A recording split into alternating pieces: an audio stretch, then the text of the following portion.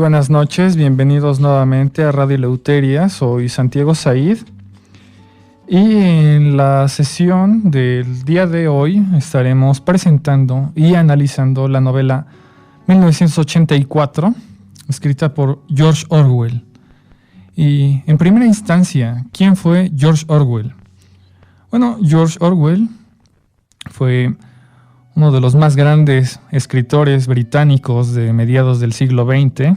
Es muy conocido por sus obras distópicas, Rebelión en la Granja, Animal Farm, y precisamente 1984, que es el libro que estaremos presentando y analizando el día de hoy.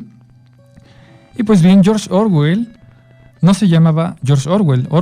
George Orwell era su seudónimo de guerra. Él nació en 1903 en Motihari, la India, y murió en 1950 en Londres, Inglaterra. Él prestó servicio como militar en Birmania. Asimismo, participó en la Guerra Civil Española del lado de los socialistas. Sin embargo, lo curioso de la vida de Orwell es que se inspiró en esta novela 1984, existiendo un precedente de otra novela distópica rusa, escrita por Yevgeny Zamyatin, titulada Nosotros. Fue la fuente de inspiración para 1984 de Orwell. Y sin embargo, también se inspiró en un episodio que él experimentó durante la Guerra Civil Española, ya que Orwell iba a ser ejecutado no por las tropas de Francisco Franco, sino precisamente por tropas soviéticas que mandó Stalin a la Guerra Civil Española. De hecho, existe una parte del desenlace de 1984 en donde a Winston Smith, el protagonista, lo llevan hacia una habitación, la famosa habitación 101, en donde él es sometido a una tortura extrema. Y bueno, no voy a describir qué clase de tortura le es aplicada a Winston, digo por cortesía y caballerosidad para las personas que aún no han leído 1984, no les quiero arruinar el desenlace. Pero esta tortura que narra el autor surge precisamente de una tortura muy famosa que solían practicar los estalinistas, las tropas estalinistas. Ahora bien, 1984 plantea una división geopolítica del mundo en tres superestados. El primer superestado es Eurasia, cuyo territorio consiste en lo que es toda Europa occidental, desde Portugal, y toda Rusia, todo lo que era la Unión Soviética, hasta Vladivostok. Ese era el primer superestado. El segundo superestado era Asia, y su superficie abarcaba lo que es China y el sureste asiático, incluyendo Japón. Y el tercer y último superestado era Oceanía, que es donde se desarrolla la novela. Winston Smith, el protagonista, vive en Oceanía. Y bueno, la superficie de Oceanía era todo lo que nosotros conocemos como Occidente, a excepción de lo que es la Europa occidental, que bueno, en la novela pertenecía a Eurasia. Pero bueno, abarcaba desde lo que son las Islas Británicas, toda América, las dos Américas, lo que es también el continente de Oceanía y el sur de África. Esos eran los tres superestados, o más bien son los tres superestados que maneja la novela, y existía un territorio en disputa, que era el eje, bueno, lo que es el Ecuador africano, esa parte del Congo, Angola, todos estos países que se encuentran en el Ecuador de África estaban en disputa. Lo curioso de esta novela es que estos tres superestados no eran incompatibles en cuanto a ideología, ya que su forma de gobernar era exactamente la misma. Era una degradación monstruosa del socialismo, Lo que maneja, por ejemplo, Eurasia es lo que, el autor llama el neobolchevismo. En lo que es el territorio de este Asia, lo que es China, Manchuria, el sudeste asiático, incluyendo Japón, era el culto a la muerte. Y la ideología de Oceanía era el socialismo inglés. Pero en la práctica eran exactamente lo mismo. Eran 3 superestados totalitarios, absolutistas, despóticos, y se encontraban en guerra constantemente y no podían conquistarse unos a otros por diferentes motivos, para que los mismos ciudadanos de estos 3 superestados no se dieran cuenta que el enemigo era igual a ellos, era una víctima del partido que gobernaba cada uno de estos territorios. Y la segunda razón por la cual estos superestados no podían destruirse unos a otros era precisamente porque la guerra era su forma de vida económica. Así que esto era la división geopolítica de 1984, y precisamente en el territorio de Oceanía, que es, digamos, el estado al que pertenece Winston Smith, el protagonista, existían 4 ministerios. El Ministerio del Amor, que se encargaba de vigilar a las personas, de que no hubiese disidencia ideológica de cualquier tipo, incluso hasta los gestos, las gestualidades, los sueños. De eso se encargaba el Ministerio del Amor, Minimor, en lo que es la neolengua. También existía el Ministerio de la Paz, que se encargaba de la guerra. El Ministerio de la Abundancia, que se encargaba de racionar los alimentos. Y el Ministerio de la Verdad, que se encargaba de censurar y desinformar a la población. Y este Ministerio de la Verdad es donde trabajaba Winston Smith, el protagonista de 1984. El tiempo que maneja la novela es precisamente este año, 1984. Y el líder supremo de Oceanía era el que llamaban el Big Brother, el Gran Hermano. Sin embargo, es una entidad un tanto oscura, ya que jamás aparece, digamos, de manera directa en la novela, sino que se encuentra en todas partes. Sus retratos se encuentran en cada rincón de Oceanía. Con esta frase, The Big Brother Watching You, el Gran Hermano vigila por ti. Y lo que plantea de manera implícita el texto es que el Gran Hermano no es un ser humano en concreto, sino que más exactamente es la esencia del partido. El INSOC, o también en otras traducciones lo ponen, por ejemplo, como socialismo inglés o SOSING, pero básicamente ese es el nombre del partido, y su representación simbólica es el rostro del Gran Hermano. Aunque, si nosotros queremos utilizar una analogía histórica para comprender la figura del Gran Hermano, pues de manera inmediata nosotros podríamos pensar en Stalin, ya que el Gran Hermano está descrito de manera prosopográfica como un hombre de rostro ancho y un bigote espeso, con una mirada penetrante. Pues nosotros de manera inmediata podemos asociarlo a la figura de Joseph Stalin. Sin embargo, también puede ser utilizado como analogía de cualquier otro dictador. En sí mismo, el Gran Hermano es la representación simbólica de la dictadura en un país.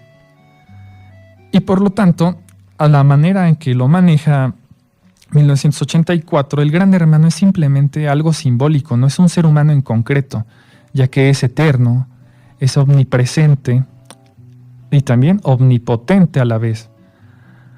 Ahora bien, Winston Smith, les voy a hacer una pequeña sinopsis de lo que trata la novela. Winston Smith se dedica a trabajar en el Ministerio de la Verdad, el cual es un ministerio que se encarga justamente de censurar, desinformar, pero a la vez modificar el pasado. Como lo expliqué en un principio, 1984 maneja una sociedad que se encuentra constantemente en guerra, ya sea con Eurasia o Esteasia. Pero al parecer, estas tres superpotencias, estos tres superestados dictatoriales, se alían y se enfrentan constantemente. Hay traiciones y hay alianzas cada mes incluso. Por lo tanto, la sociedad no es que viva confusa, sino que son sometidos a algo que le llaman el doble piensa, que más adelante voy a explicar. Pero la misión que tiene el Ministerio de la Verdad, cuyo trabajador es Winston Smith, es tratar de borrar todo aquel registro que informe el hecho de que Oceanía era aliada o enemiga de Esteasia o Eurasia.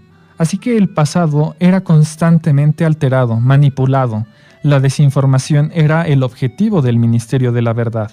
Por lo tanto, si nosotros advertimos, estos nombres que manejan los ministerios, por ejemplo, el Ministerio del Amor, el Ministerio de la Paz, de la Abundancia y de la Verdad, eran nombres paradójicos, irónicos si se quiere, ya que el Ministerio del Amor se encargaba precisamente de, digamos, arrasar con cualquier tipo de disidencia ideológica. El Ministerio de la Paz, pues era el Ministerio de la Guerra, se encargaba de hacer la guerra a las superpotencias extranjeras. El Ministerio de la Abundancia se encargaba de repartir el hambre, dicho de manera clara, de racionar los alimentos. Y el Ministerio de la Verdad funcionaba precisamente para ocultar la verdad a los ciudadanos. Ahora bien, Winston Smith se dedica precisamente a eso, a borrar el pasado, el registro de la historia, alterar la verdad, manipularla, censurarla. Pero es un hombre que él, a diferencia de las personas que lo rodean, está muy preocupado precisamente por entender su condición humana en ese mundo. Y él advierte las contradicciones absurdas que una y otra vez el partido trata de implementar en la sociedad. Y es un hombre que está en busca de la verdad, es un hombre que ansía libertad, pero no sabe lo que es la libertad. Quiere descubrirla para poder experimentarla, tiene una ligera noción de lo que es la libertad.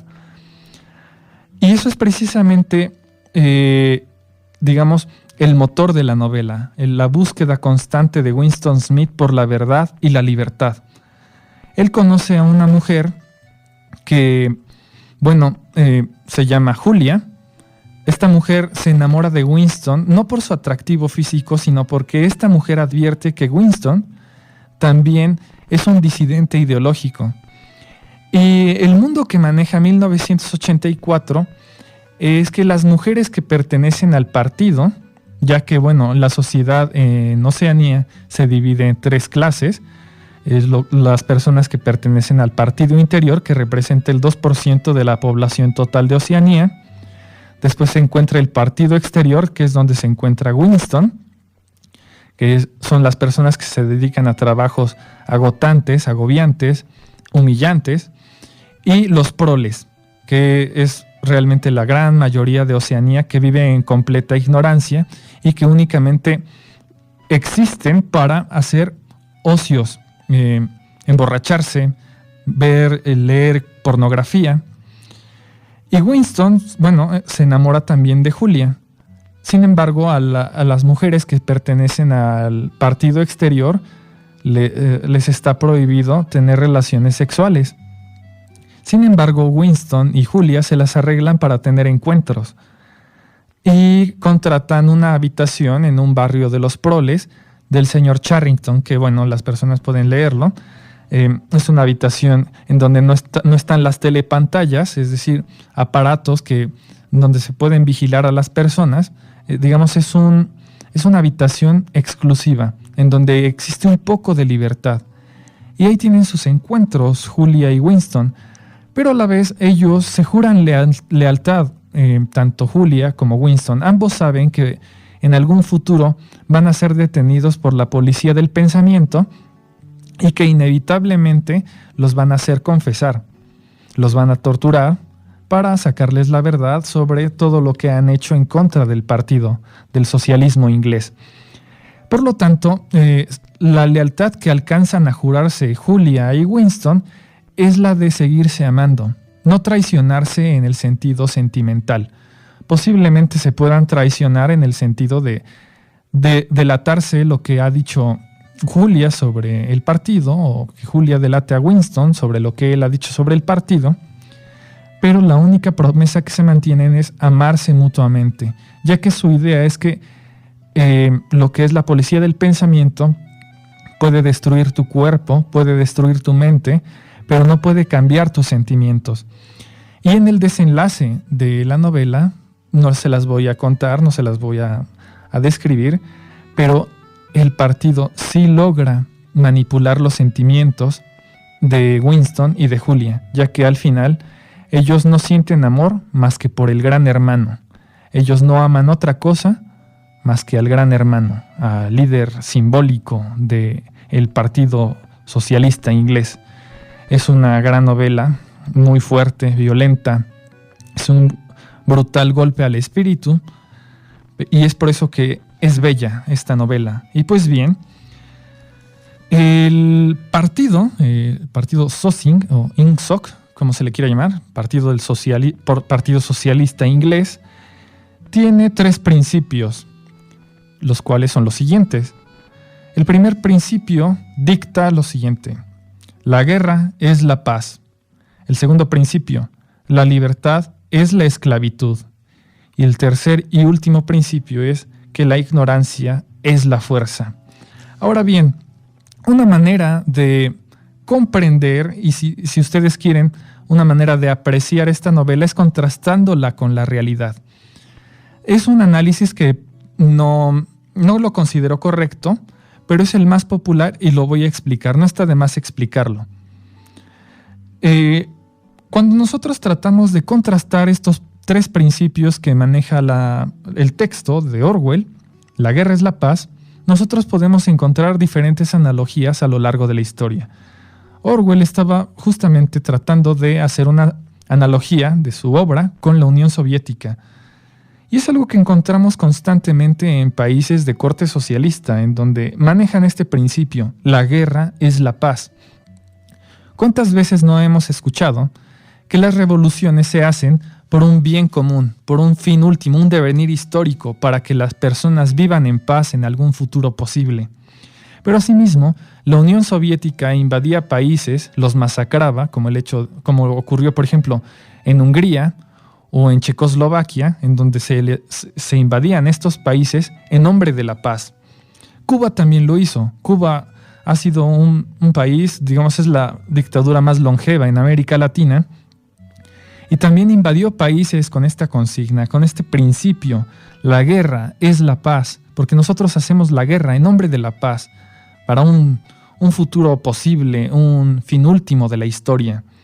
Ahora bien, la libertad es la esclavitud. Este también es un principio que nosotros podemos contrastar en nuestras sociedades contemporáneas. La libertad consiste en ser dependientes de un Estado asistencialista que únicamente nos da migajas, pero que únicamente ese mismo Estado vela por sus intereses. Nosotros solamente somos idiotas útiles que le servimos y se alimentan de nosotros. Ese es el segundo principio: la libertad es la esclavitud. Nosotros creemos ser libres porque el Estado nos asiste, pero únicamente es el parásito que se alimenta de nuestro trabajo. Y finalmente, la ignorancia es la fuerza. Bueno, este es un principio fuertísimo, es algo que Orwell, precisamente por eso es tan admirado. La ignorancia es la fuerza. En otras palabras, la recalcitrancia es lo que nos mantiene vivos, lo que nos mantiene, digamos, optimistas con respecto al futuro, porque ignoramos la verdad. Estos son los 3 principios que maneja el texto, me parecen muy interesantes, y quiero decir algo rapidísimo si es que el tiempo no los permite. La belleza de 1984 no radica en las posibles analogías que nosotros podamos hacer del texto con la realidad histórica. Lo bello de esta novela es precisamente la forma en la que Orwell expresa la condición humana a través de este texto y la facilidad con la que nosotros podemos encontrar similitudes entre la realidad y la trama de la novela. No creo que me dé tiempo a explicarlo a profundidad, ya ocuparemos otro programa para explicar y analizar por qué este texto es bello, por qué este texto es una obra de arte excelente. Pero bueno, también quiero terminar este bloque explicando lo que significa el doble piensa. El doble piensa es una palabra que está escrita en neolengua, el doble piensa, que consiste en que los habitantes de Oceanía se mantienen ignorantes y sometidos a la voluntad del partido precisamente por este fenómeno. El doble piensa consiste cuando una persona no es capaz de advertir la contradicción de dos propuestas que son antagónicas. El doble piensa también consiste en negar lo que es verdadero a pesar de que es evidente. En eso consiste el doble piensa, que responde al último principio: la ignorancia es la fuerza. También la novela maneja lo que es la mutabilidad del pasado. El pasado constantemente es alterado, que llega un momento que se vuelve irreconocible. No hay manera de encontrar la verdad histórica, ya que el partido controla la verdad y asimismo controla el pensamiento de las personas a través de lo que es el Ministerio de la Verdad. También maneja lo que es la negación de la realidad objetiva, precisamente bajo el principio del doble piensa. Las personas, además de que son vigiladas todo el tiempo, no hay posibilidad de libertad, ni siquiera de pensamiento. Ya no hablemos de libertad de expresión, sino libertad de pensamiento. Es imposible en 1984, en esta distopía. Esta negación de la realidad objetiva se ve concretada cuando las personas no advierten la diferencia entre el bien y el mal. Únicamente las personas son obedientes de la voluntad que tiene el partido. Y la neolengua es algo que, bueno, es bastante complejo de explicar, pero lo voy a tratar de detallar en estos pocos minutos que quedan en el corte. Bueno, la neolengua es un idioma diseñado para limitar la libertad de pensamiento de los ciudadanos. La neolengua consiste en hacer una reducción absurda, una forma de desmembramiento de la vieja lengua inglesa a su expresión mínima. En lugar de que la neolengua se enriquezca su vocabulario, como consiste cualquier otra lengua, en lugar de eso, reduce su vocabulario, porque a partir de la palabra llegamos al pensamiento, pero si las palabras son eliminadas del habla cotidiana, entonces es imposible que nosotros tengamos presente en la mente conceptos como libertad, conceptos como verdad, felicidad, alegría. Entonces, ese es el objetivo que tiene la neolengua bajo las directrices del partido: comenzar a eliminar las palabras hasta tal punto que las personas ya no tengan la necesidad de expresarse por sí mismas. El partido y el gran hermano pueden hablar y pensar por ellos. Es el tirano, el Estado dictatorial, el que se encarga de pensar y expresarse en nombre de los ciudadanos. Y esto constantemente lo podemos ver en la vida cotidiana. Pero vamos a ir un corte rapidísimo para que podamos explicar en su totalidad en qué consiste el objetivo de la neolengua. Muchas gracias, no se vayan.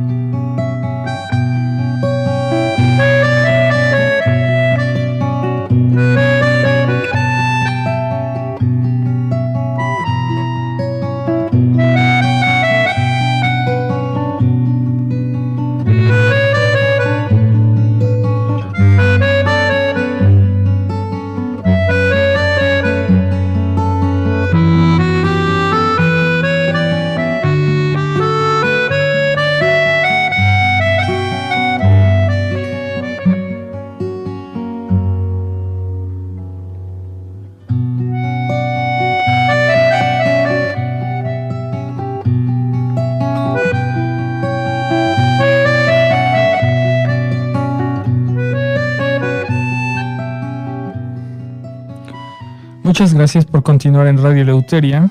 Y pues como lo dijimos en el bloque anterior, retomando lo último, el objetivo de la neolengua consistía en eliminar la mayor parte de palabras posibles en el lenguaje cotidiano con el objetivo de limitar la libertad de pensamiento.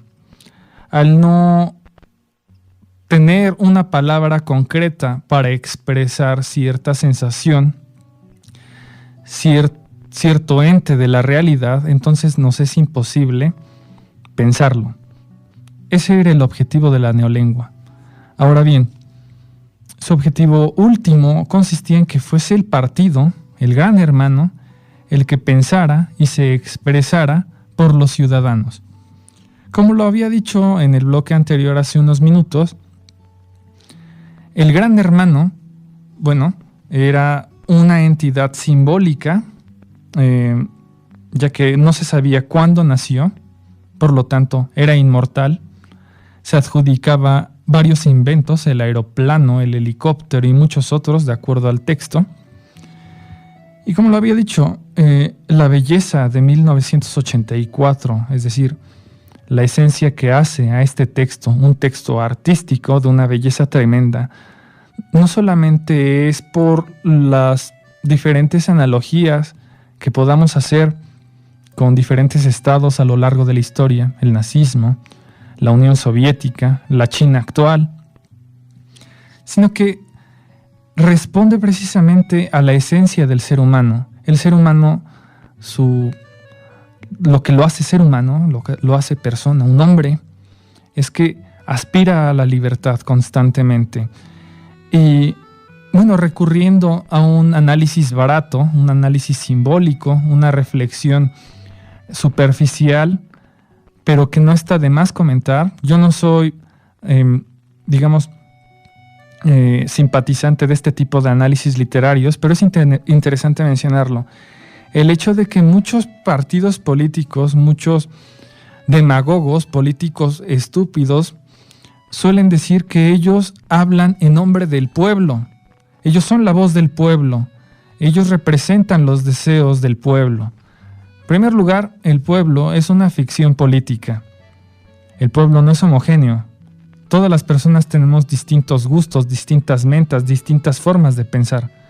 Ahora bien, cuando un político demagogo se adjudica el hecho de ser la voz de un pueblo, lo que está diciendo es que el pueblo es estúpido. El pueblo no puede expresarse por sí mismo. Por lo tanto, él es una necesidad que tiene la población. Pero realmente nadie necesita de un político. Yo no necesito de un político para que exprese lo que yo pienso. Yo puedo expresar mis pensamientos, mis deseos. Yo no necesito de un imbécil que vive de nuestro trabajo para que exprese lo que yo quiera decir. Pero es precisamente eso lo que tenemos que combatir. Un político no es la voz de nada. El político solamente habla por sí mismo, habla por sus propios intereses egoístas. No necesitamos una voz. Nosotros tenemos nuestra propia voz. Y eso lo puedo dejar como una dianoia, una especie de mensaje que evoca 1984. El hombre no necesita de una voz ajena para poder expresar su libertad. Nosotros tenemos la capacidad, la razón. Nosotros tenemos la facultad de la razón y la facultad de pensamiento y de expresión para poder decir lo que nosotros pensamos, lo que nosotros necesitamos. Y pues bien, yo recomiendo muchísimo la lectura de 1984. Más adelante tendremos un programa que explique por qué este texto es bello y por qué este texto, a pesar de que se maneja como un texto de tesis, aún así no pierde belleza. Yo lo tengo en una editorial que es de Random House Mondadori en la colección de bolsillo. Es una traducción por Miguel Temprano García y viene un epílogo del escritor norteamericano Thomas Pynchon. No recomiendo el epílogo, es un mal análisis, pero la edición es muy buena, es íntegra y la traducción asimismo es de buena calidad. Y pues bien, yo agradezco mucho a La Voladora Radio por darme este espacio. Agradezco a Rocío Castillo detrás de cabina haciendo este trabajo todos los días. Muchísimas gracias, Rocío. Y sobre todo agradezco a usted, amigo Radio Escucha. Yo los invito a sintonizarnos el próximo miércoles de 7 a 8 de la noche a través de La Voladora Radio. Yo soy Santiago Said. Esto fue Radio Eleuteria. Que viva la libertad y la verdad. Hasta luego.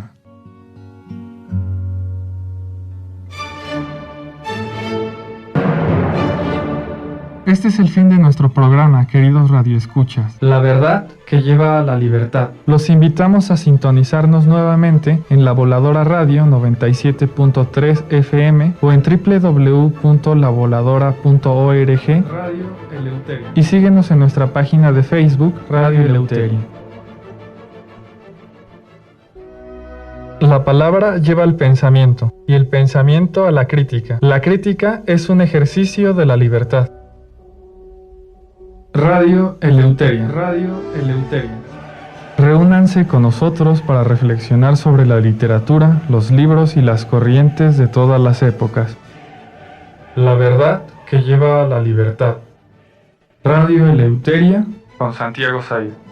Escúchenos todos los miércoles de 7 a 8 de la noche por La Voladora Radio y por internet en www.lavoladora.org. Radio Eleuteria. La verdad que lleva a la libertad. La Voladora Radio en franca y abierta rebeldía.